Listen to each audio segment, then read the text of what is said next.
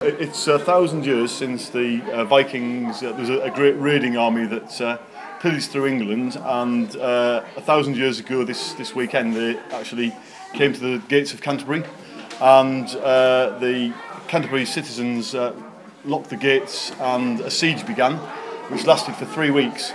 And after the 3 weeks, probably by the treachery of a man called Alfmeyer, the Vikings actually got into the city and completely sort of looted it, burnt down lots of buildings, razed the cathedral to the ground, and took lots of people hostage, including the Archbishop of Canterbury, Alphege.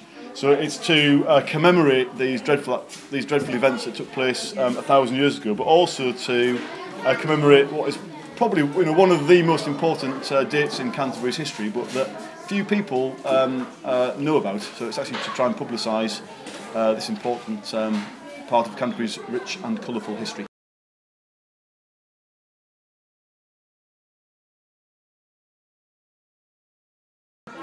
We think there's probably about 8,000 people living in Canterbury at the time, of whom possibly 7,000 were either killed or taken prisoner. So huge implications on the city, absolutely devastated it. As they destroyed the cathedral, and lots of the houses were burnt down as well, so it would take a long time to recover from that.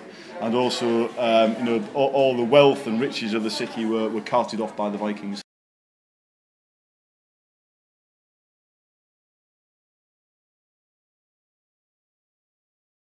We've got a trail around the city where people can take a trail sheet, follow a map and meet 6 different characters from the time of the Viking siege.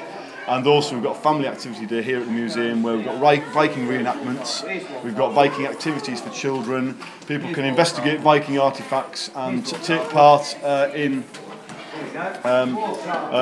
Nog in the Nog Viking story time, a wonderful story about a Viking king.